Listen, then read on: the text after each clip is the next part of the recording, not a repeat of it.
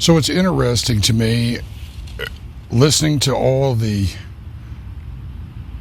theological work that's been done on understanding passages from, say, Genesis to the book of Revelation, looking at commentaries, theological and secularist academics' work on the meaning of the serpent, the Nakash.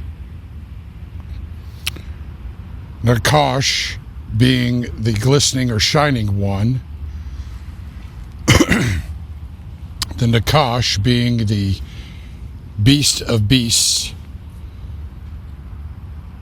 right? The most cunning of all the beasts of the field. And I find it interesting that there's so much confusion, either oversimplification, and people want to say it's just a serpent, a snake, when the text is pretty clear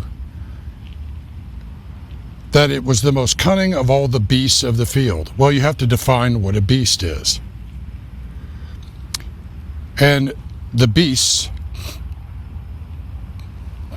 are defined throughout the rest of Scripture.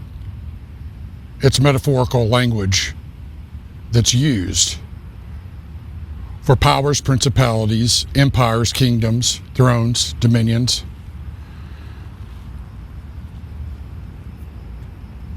So when you think about that, and you think about how that plays out, think about Daniel. Think about Nebuchadnezzar. Because a lot of folks, when they think about eschatological points of view, they will, particularly in America, they like to debate or proclaim Daniel, the book of Daniel, as one of their key proof texts. So what is a beast? Well, a beast is an empire. A lot of people will agree on that. But what makes an empire is economic, right? Political and military power. So wealth, power, influence, and control. And so even in our own day, we talk about power projection, or projecting our will in a certain region, right? Force projection. And we will send out aircraft carriers, right? A battle group. Sometimes planes, will move forces around to project power. Now, what are you doing when you are projecting power? You're displaying dominance. You are, in a sense, warning other nations, peoples, tribes, not to mess with you. You're warning other peoples, tribes, tongues, and nations what the consequences will be if they do not do what you ask of them. Now, there's soft power and there's hard power, right? Kind of like passive and aggressive.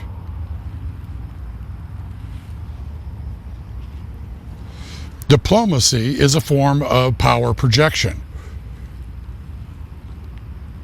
You use levers, you leverage your power, your economic power, your political power, your influence, and your military power to move other peoples, tribes, tongues, and nations in the direction that you want them to go. Do you not?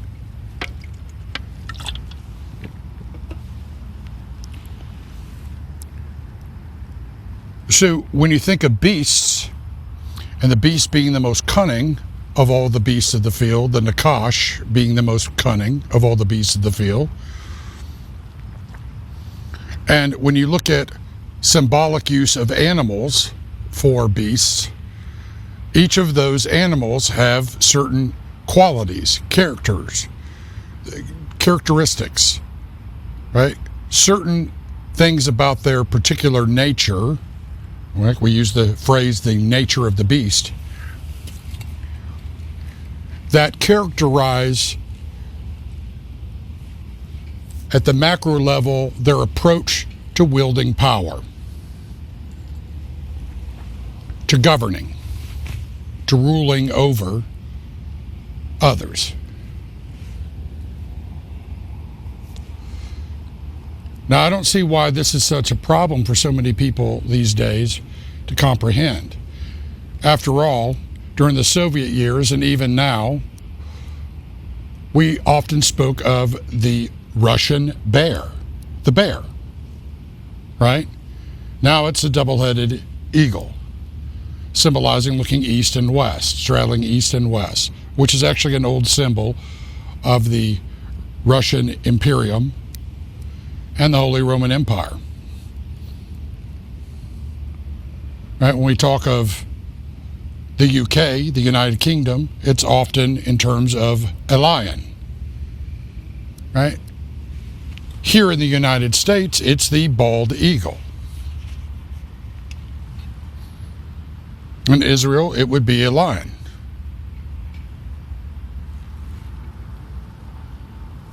It's a form of macro heraldry, which encodes symbols, brings symbols together to represent a family, a tribe, a nation state, and to project power.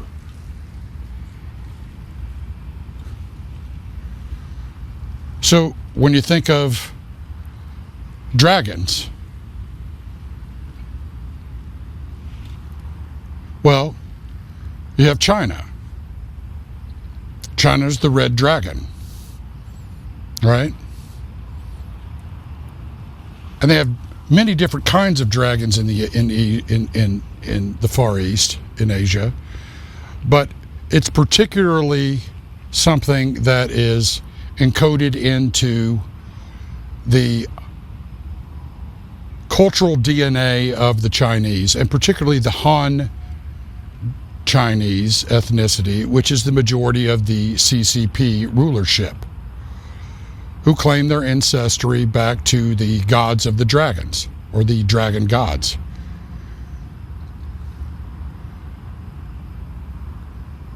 Now, why am I bringing this up? Well, what is the nature of the Nakash, the serpent? It is the most cunning of all the beasts of the field. What is the nature of the beast? Well, it tells you. It's cunning, subtle, much more clever, deceptive. Now think about what I'm telling you. When you're projecting something, right? You're projecting something. A good way of putting it would be the spirit of something. You're projecting the spirit of something, the nature of something. So how empires have risen and fallen, the prevailing empires each had a nature. And as they rose, they would then project, and that includes spiritual powers and principalities at work that allowed them to rule. They would project power, including spiritual realities, upon the other nations. Not just the observable, and not just the tools of statescraft. They certainly used all those things: wealth, right? Economic power, influence, right? Military power.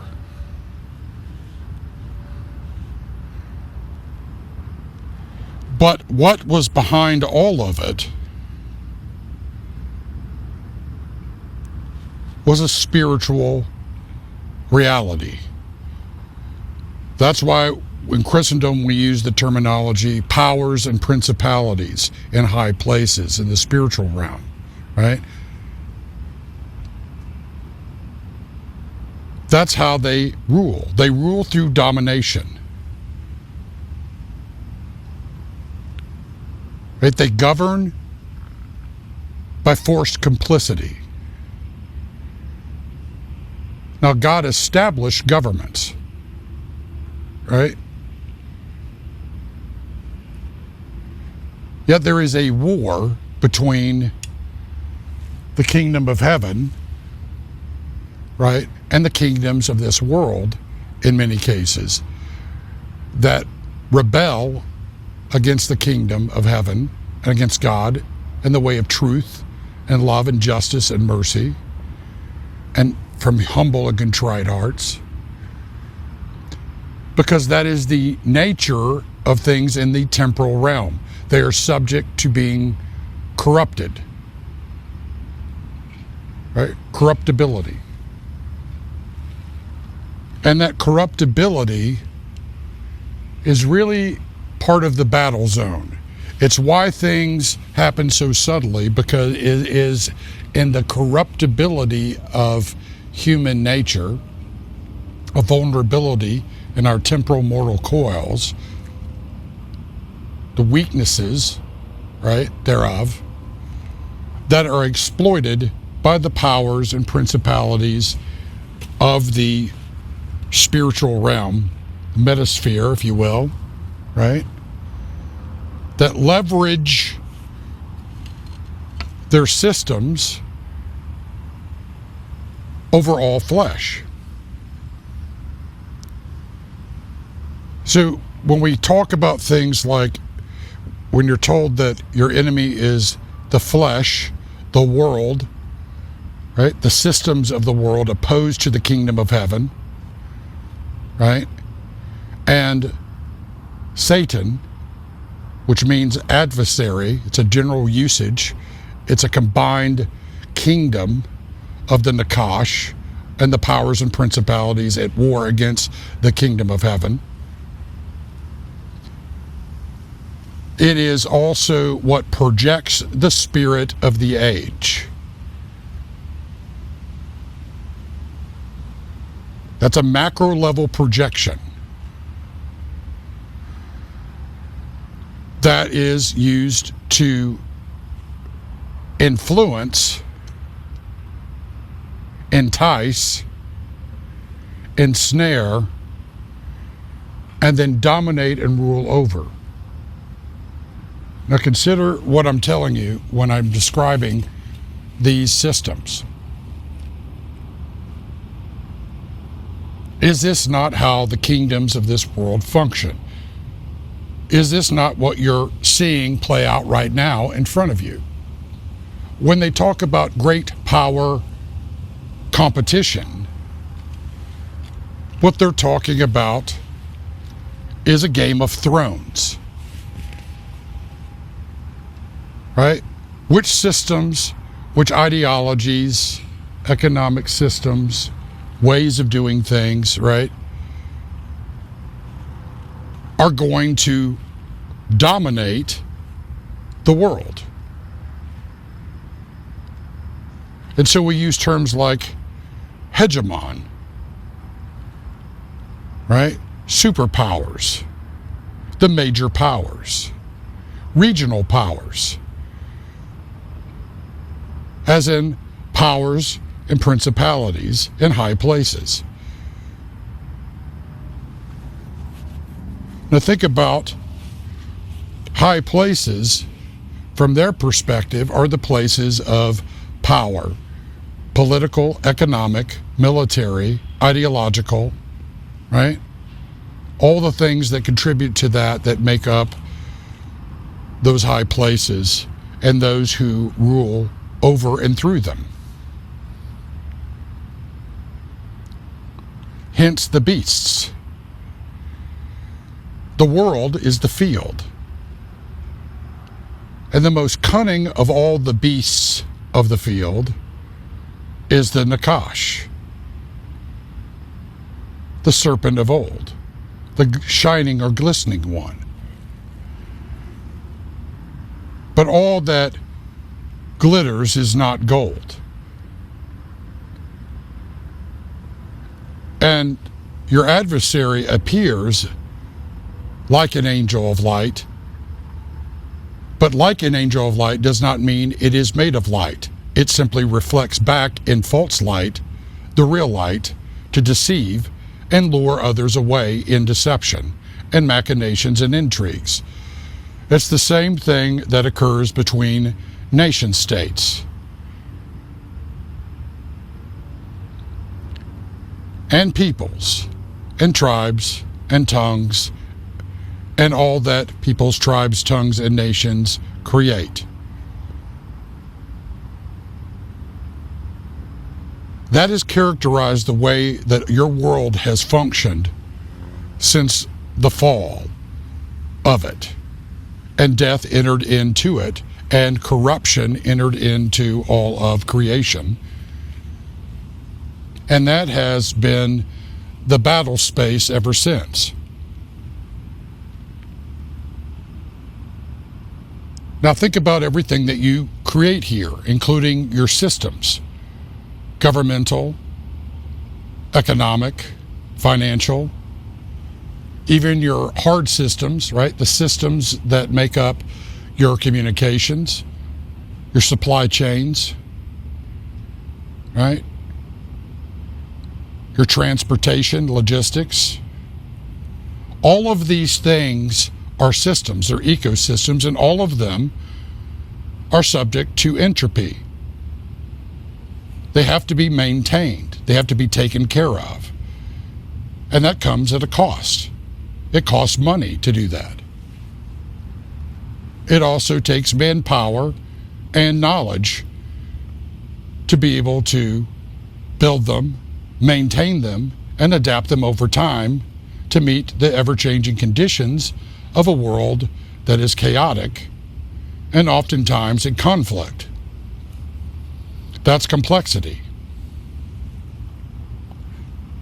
You see, everything here is subject to corruption. Everything that you build, everything that you use, and your own temporal bodies, your mortal coils, and even your own thinking, if it is based only on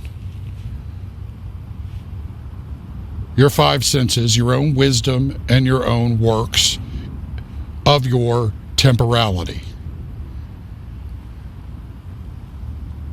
And what are nations, empires, corporations? What are all these things made out of? Well, first and foremost, they're made of people. The word corporation comes from the word corporeal, which means flesh. It takes on flesh. They act as many people acting as one body, one corporeal entity. We even use that type of language in legal speak when speaking about different organizations, right? Corporations, businesses, and governments. We call them entities. Now think about that. Where else is that word used? Entity. There's a reason why organizations of people take on a culture of their own. Right? We talk about corporate culture. Right? They're microcosms of a national culture or a global culture. They are also subject to corruption. Are you starting to see where I'm going with this?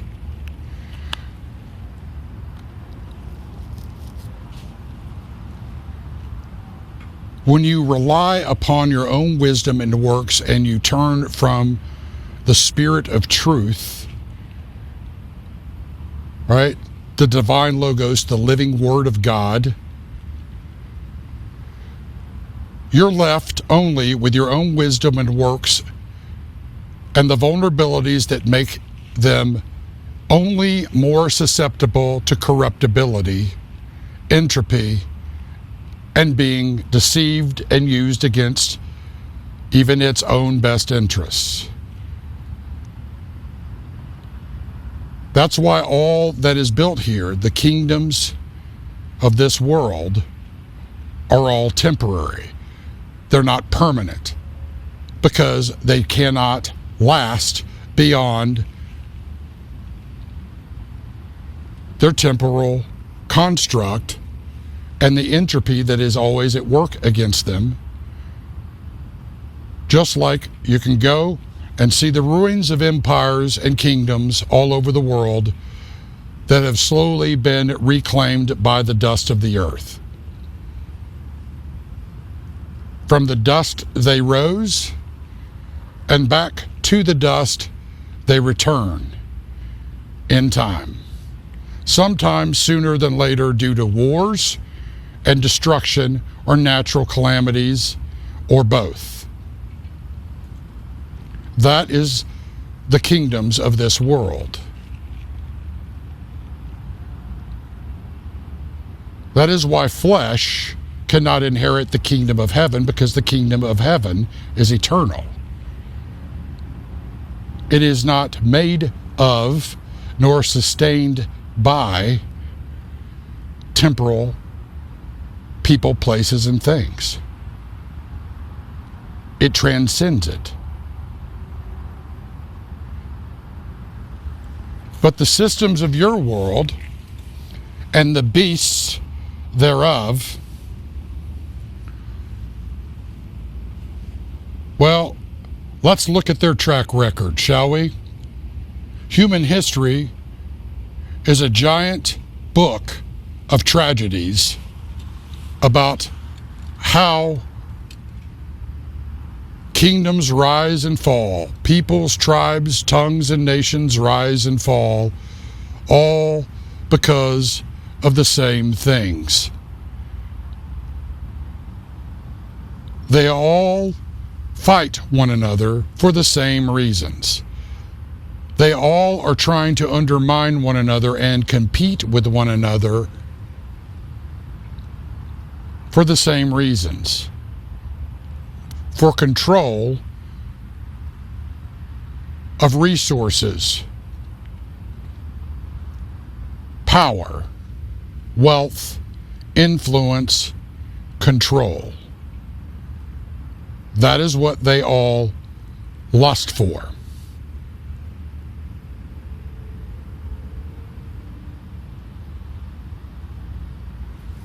Now think about the red dragon, the Nakash, being the most cunning, most subtle, most deceptive of all the beasts of the field. Traditionally, eagles have been the predators for snakes.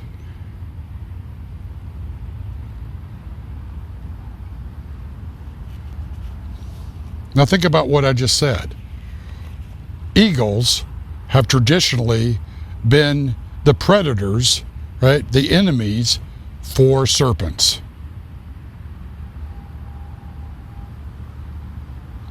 The symbol of an eagle is also one of the first symbols in the Bible for the protection of God over his people. It goes back to the book of Exodus.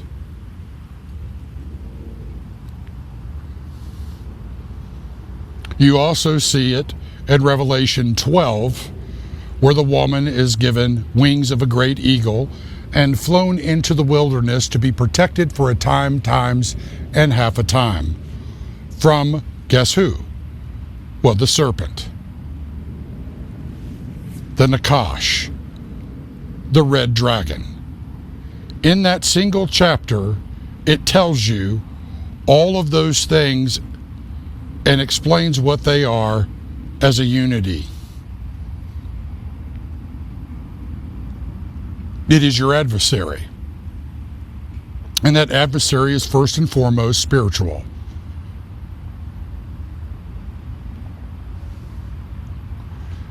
So I can tell when one nation or another is projecting itself upon us. It has a definitive spirit, a definitive nature, and it always comes with a set of accusations, slanders, temptations, lies, unique to the nature of the beast from which it's being projected from.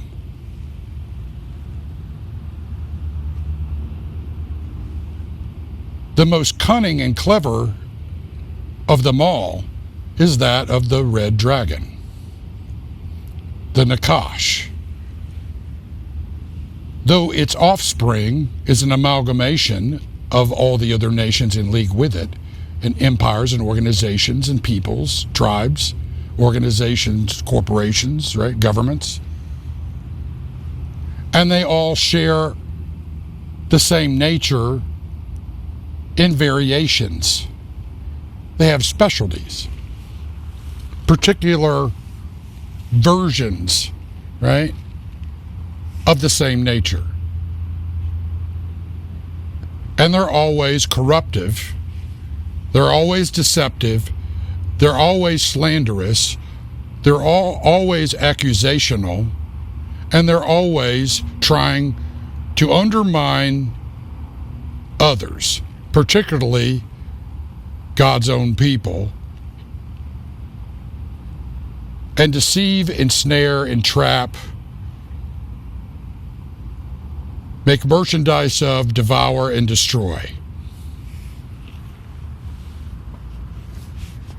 If you do not understand this and you are a leader in government or any other part of the 7 spheres of influence in this country or others, you are already a proxy, whether you realize it or not, for the very things, right, that are out to destroy you. And that is the nature of the beast. That is why it's so cunning, so subtle, so deceptive, but also so tempting.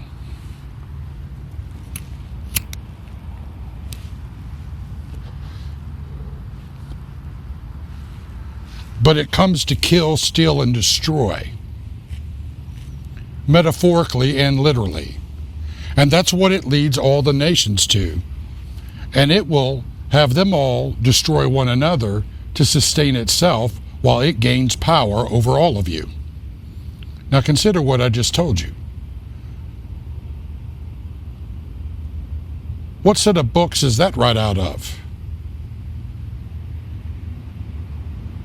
Is that not the 7 military classics of China? Is that not military strategy throughout all the ages?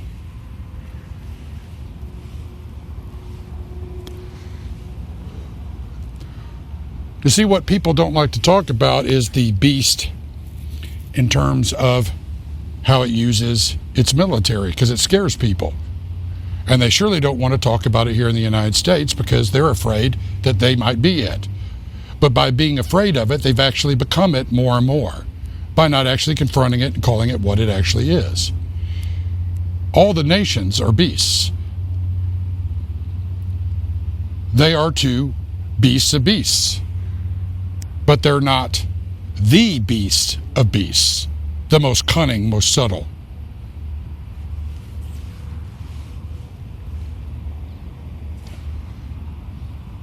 But the first thing that the Nakash does is it sows the seeds of deception,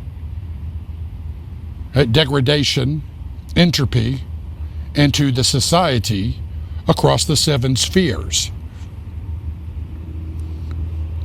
And it nurtures and grows them quietly, subtly,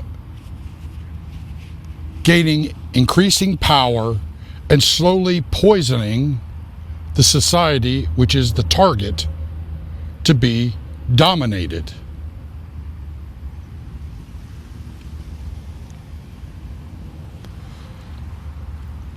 It is at once like a poisonous viper and a constrictor.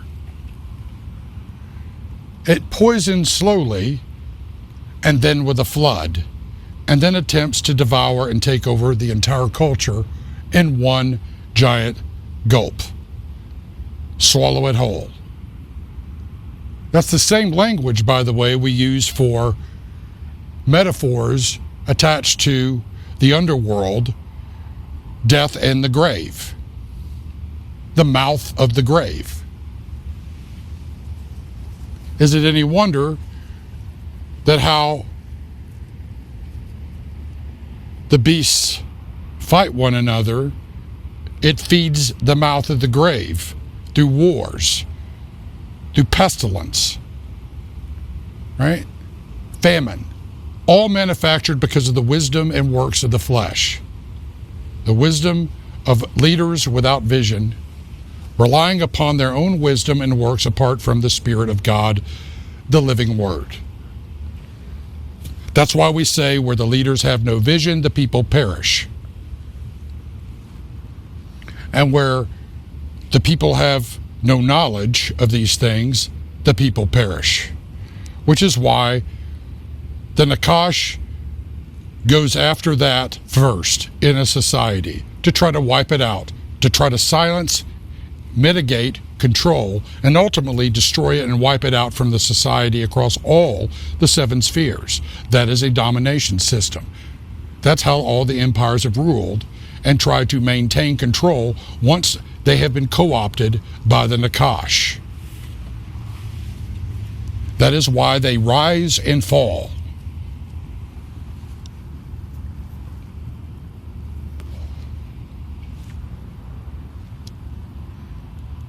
Starting to make sense now?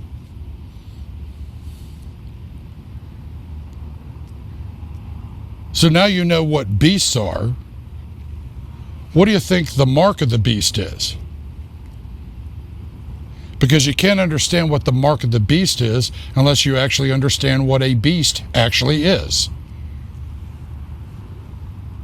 Well, you were told not to be conformed to the image of this world, but be transformed, right, from the inside out by the living Word, the Spirit of truth, the Holy Spirit. That's why we use language like being born again. Being in the world, but not of the world. Because being of the world is the nature of the Nakash. It is at enmity, meaning its entities are at enmity against the kingdom of heaven. They are at war against it. They lust against it. From your own flesh to the world systems, to all that is behind it, ruling from the high places through powers and principalities in the seen and unseen realms.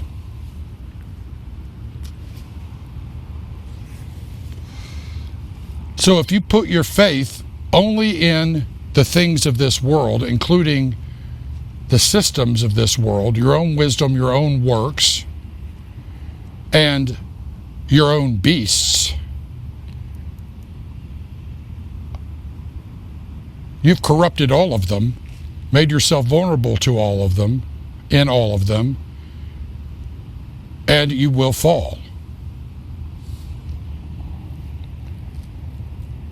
If all you serve here in the valley of the shadow of death, which is also the valley of decision, is the things of this world, and you live only for this world, you've adopted the nature of the beast. If you do things only the way that this world does them, you are in league with that very system.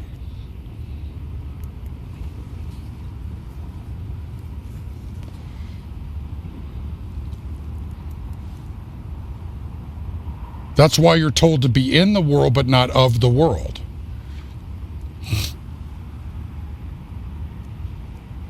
Does God raise up kingdoms? Yes, he does. But whenever those kingdoms, right, those nations, depart from him, become rebellious towards him and the way of truth and love and justice and mercy, in the spirit of truth, right, the living word, they corrupt their mandate and they become beasts. Not living creatures, but beasts. The beasts then go about trying to wage war against the people of God and the kingdom of heaven. They're using temporal means to fight a spiritual war in pride and arrogance. And what comes before a fall? Well, first, blindness. Blindness to your predicament. And then fear and confusion, and then chaos, and ultimately destruction. Do you understand what I'm telling you now?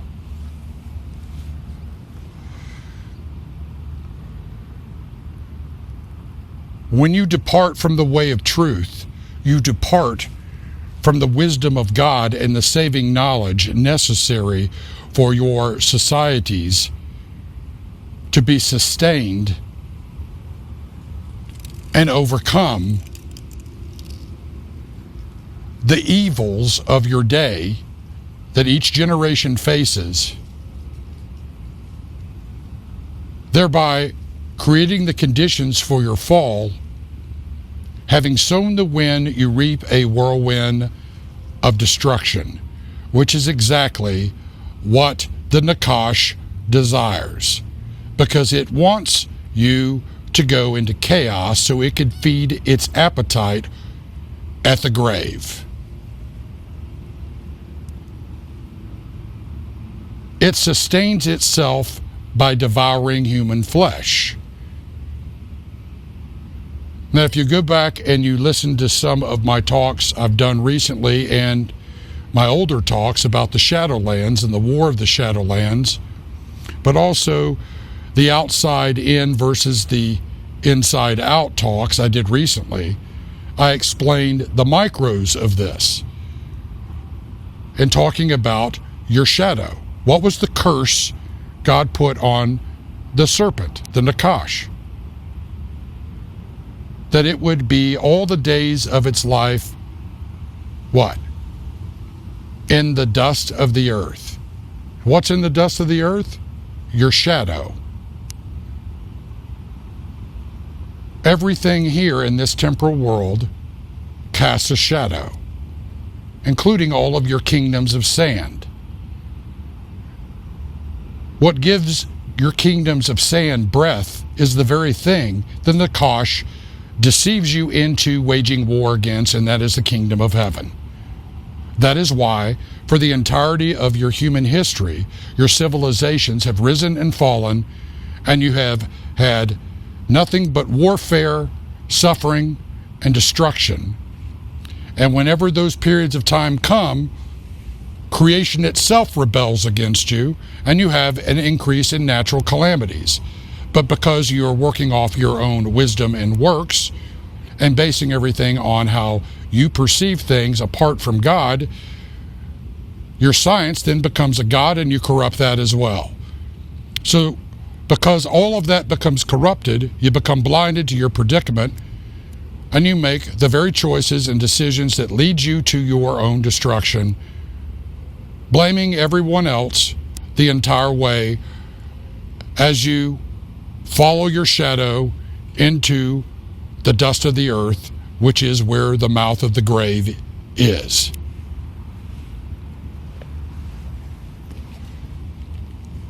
Now consider what I'm telling you.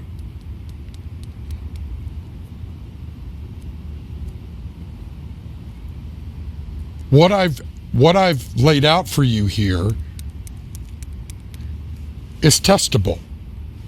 It's testable in all of your human history, and it's testable across all of your cultures. It's testable right before your eyes. You're all being led to your slaughter.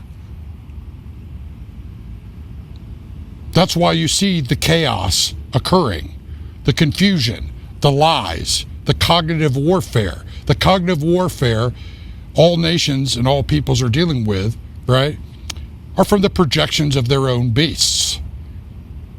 They're denying their own culpability by projecting what they're guilty of, what they've done, what they're doing, and what they plan to do on everybody else.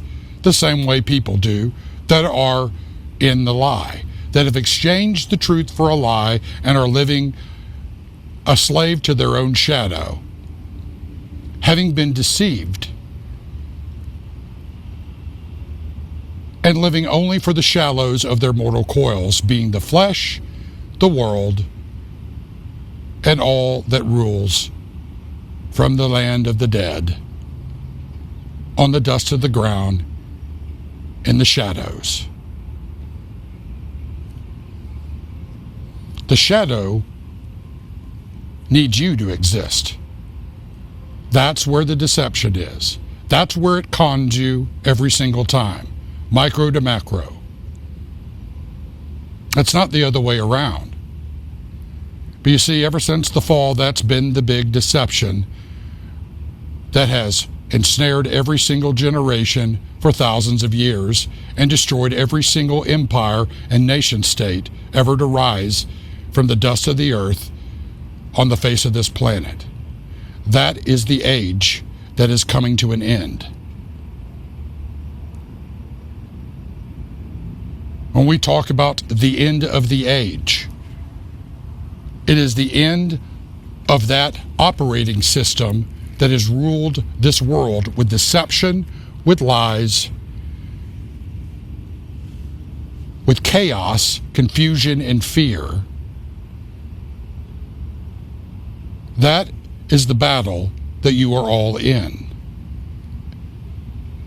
And as I always say, you're in a war. As Trotsky once said, and I can't stand the guy otherwise, but I like his quote, you may not be interested in war, but war is interested in you. And as I often say to you, everybody's in that war, whether you like it or not. And in a war, there are but three kinds of people: soldiers, prisoners, and casualties. Which one are you, and in what and for whom are you fighting? Or are you dying for? Or are you living for? Or are you imprisoned for or to?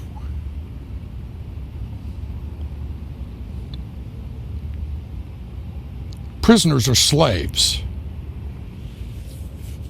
That's why they use them as proxies. That's all throughout human history. You see, that's what the domination systems always want to do. They want to enslave human beings, using human beings, right? A handful of human beings to enslave everybody else using the systems of this world and all that nations and peoples and tribes and tongues create. That is the way of your world, the one that is presently coming to an end. It's reaching its final chapter. In fact, it's been in it. It's reaching its conclusion.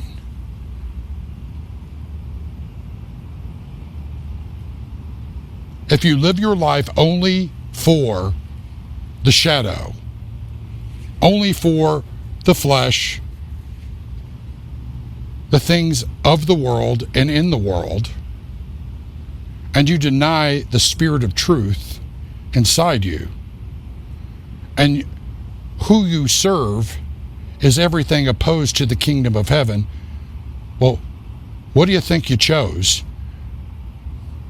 at the end of your life, which could come at any time now? Well, you chose a lie.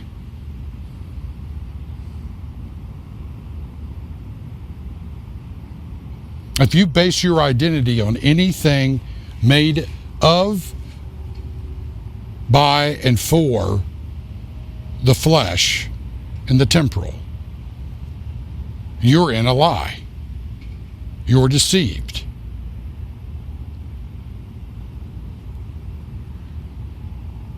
Because we don't call it temporal for nothing, because it's temporary. And it's all subject to corruption. That's why we say that these mortal coils are too weak, right, to enter into the upper countries, the eternal.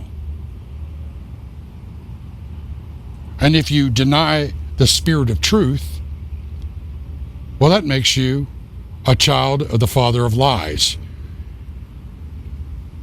And from which you came, so too will you go. So think about that every time you see a shadow, especially your own.